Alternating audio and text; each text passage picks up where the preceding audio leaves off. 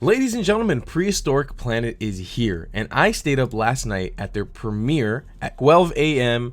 May 23rd here in the United States on Apple TV Plus, and I stayed up in the middle of the night to watch this episode so I could cover it for you guys and give you guys some information. So today we're going to be talking about the summary of this episode, all the species that can be found in the video, and what to look forward in the next episode of Prehistoric Planet. I also want to welcome you guys to the Dinosaur channel. This is your home on the internet for all things dinosaur and prehistoric, and make sure you become a member if you like this channel, because you can get some cool dinosaur badges and emojis when you comment and interact with this channel. It'll be a huge help for the Dinosaur channel during these crazy times. And one other thing before we get started, just so you know, Apple TV Plus is currently running a promotion 7 days for free. So if you want to watch all of Prehistoric Planet, you can watch the whole series, which is going to be coming out in succession 5 days in a row this entire week, Monday till Friday, and you won't have to pay for a single episode. You can watch the entire thing for free on Apple TV Plus now just by signing up with your Apple ID.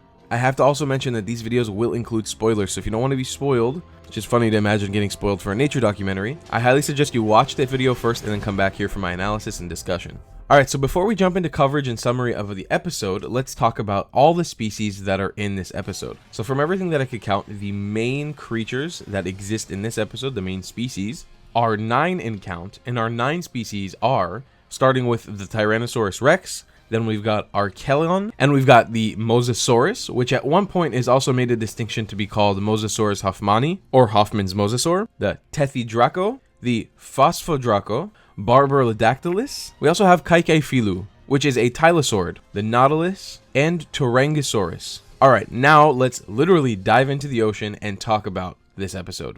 The episode begins giving us even more footage, kind of like a teaser for what we're going to see in this series. Honestly, watching it in the highest quality possible on Apple TV Plus, it's more amazing than it's ever been on YouTube. Seeing it the way that it's meant to be seen is incredible, so this teaser was an awesome way to get started. So obviously the episode starts off, our first episode is Coasts, and we're going to be talking mostly today about marine animals, pterosaurs that live around the ocean, and surprisingly, the first episode encompasses the Tyrannosaurus Rex. So we start off with a pretty broad concept of a Tyrannosaurus Rex family swimming across an ocean to get to an island. Within this beautiful swimming sequence, we see our first looks at Archelon, the ancient massive sea turtle that existed back here in the end of the Cretaceous period. We also get our first run-in with a Mosasaurus, who unfortunately ends up eating a baby Tyrannosaur. Sir David Attenborough actually goes on to speak about how Tyrannosaurs had many children, and only a very small percentage of them would make it to adulthood, which is a concept we are very familiar with in the natural world even these days. We're also explained that the T-Rex brought his offspring to this island specifically because of a dead Archelon, but when the Rex father goes to consume the turtle, he doesn't share with any of his kids. And we learn that this is a lesson for the children to go out and hunt their own food, especially since this island is a safe place for them to do so. And then we're brought off to a cliff edge where there are tons of species of pterosaurs interacting with one another. We're going to be following the story of Tethydraco. This was actually a pterosaur that was discovered in Morocco. We're also introduced to Phosphodraco, which is another pterosaur that was found in Morocco, and it gets its name for the phosphate that's found in Morocco. Its name literally means phosphate draken. You can see the Phosphodraco walking amongst the Tethydracos, and Sir David Attenborough explains to us how it's actually hunting for the young ones who make it into this colony. We're then brought to a nesting cliff where we can see the Tethydracos actually hatching. The sequence is beautiful, and these guys literally look like penguin chicks. It's incredible. And we're explained how they're about to take their first flight just minutes after being birthed, or hatching, I guess. And of course, as nature is, when these thousands of little Tethydraco take flight, we're introduced to the crazy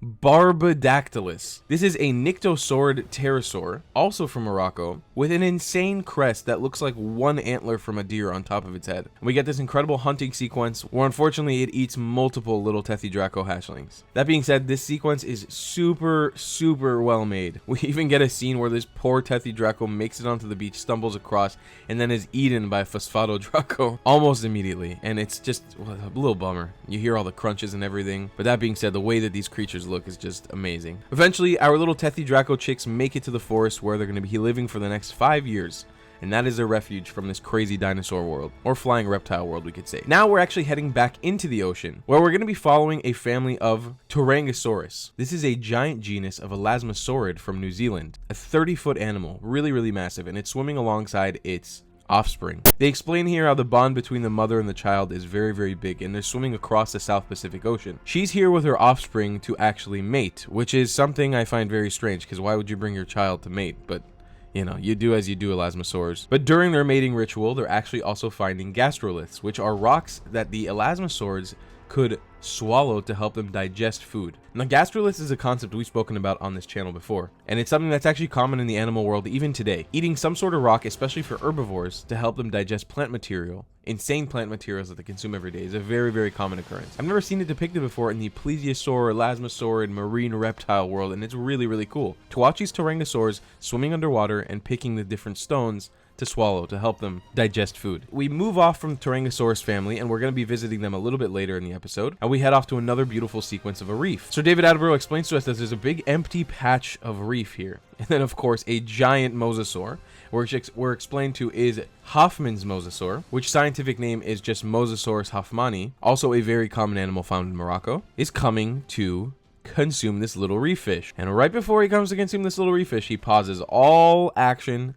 lies down, and a feast upon his dead skin begins. And this giant mosasaur starts getting cleaned underwater. It's actually amazing. Swimming around the waters of Hawaii, I've actually seen this, and this is a phenomenon that exists in nature, and they're called cleaning stations underwater. A lot of animals like sea turtles will actually engage in this, where they'll come to a spot and just get cleaned by the different reef fish. Now, I've seen this with my own eyes happening with sea turtles in Hawaii. I could never imagine any sort of CGI rendition of this mosasaur doing this underwater, and it's so cool because he rolls around like a little puppy. Then, of course, as nature is, every time we get one relaxed second, he gets attacked by a younger mosasaur and begins an epic sequence of a mosasaur fight. Our original mosasaur wins the fight, and he goes right back to getting cleaned as if nothing happened in the reef. A beautiful sequence that I actually really enjoyed. It was so peculiar and funny to see this mosasaur in a position of not being this crazy aggressive animal, even though it did fight, but just seeing it enjoying getting a nice spa treatment. We jump off to another segment that to me was a little bit less interesting, but still very cool as a concept. Bioluminescent nautilus. Nautilus are these awesome cephalopods that existed back in the day. They were relatives of octopus and squid, and they were basically octopus or squid that lived inside of this beautiful shell. They explain how they have this bioluminescence that shows off their skin, and they're using this for a mating display as well as engaging and bringing plankton to them. And while they're mating, they explain how their spawn will be the one to lead the next generation, as they are all dying off now. Sequence ends with us seeing thousands of dead nautilus bodies scrolling across the beach. And for the last part of the episode, we jump back into our Pterosaurs pod. We see as one of our Pterosaurs is moving really slowly, and we're seeing as this injured or sick Pterosaurus is being hunted by another marine reptile called Kaikiphilu, similar to a Tylosaurus. He's on the hunt for this Pterosaurus, and with a bunch of evasive maneuvers, and the pod actually attacking back, and our Elasmosaurus mother gives birth to another Pterosaurus. And the circle of life continues as this baby Pterosaurus is introduced into the pod. And that's it for the first episode of Prehistoric Planet COASTS. Now let's talk about the CGI.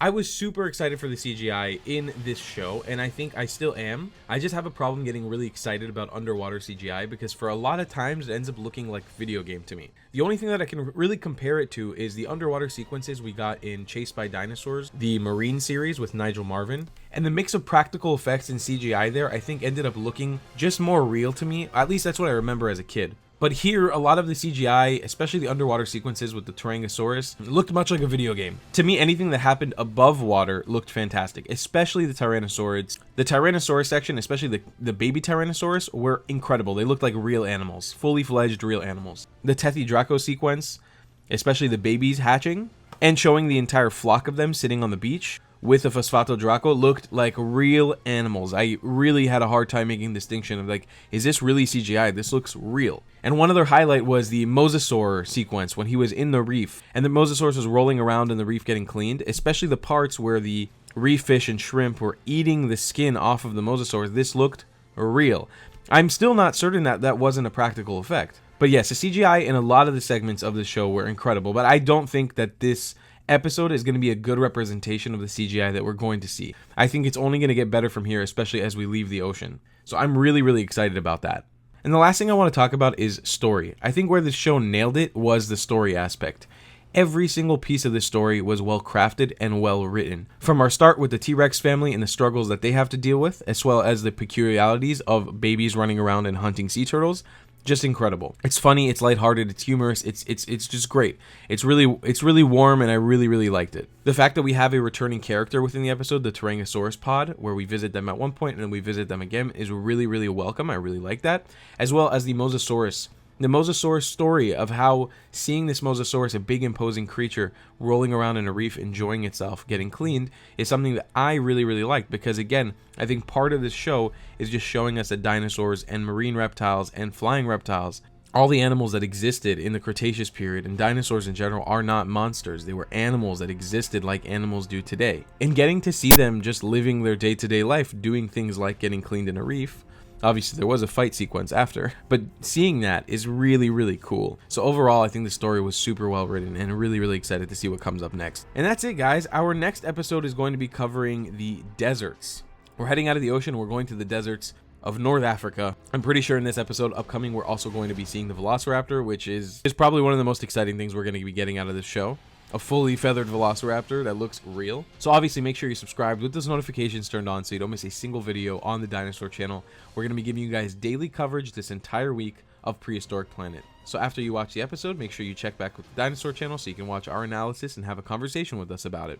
And of course, if you want to take your relationship with the Dinosaur channel to the next level, make sure you join the channel and become a member. You'll get custom emojis and really cool icons when you interact with our channel. I appreciate you so much for watching, and we'll see you tomorrow. Goodbye.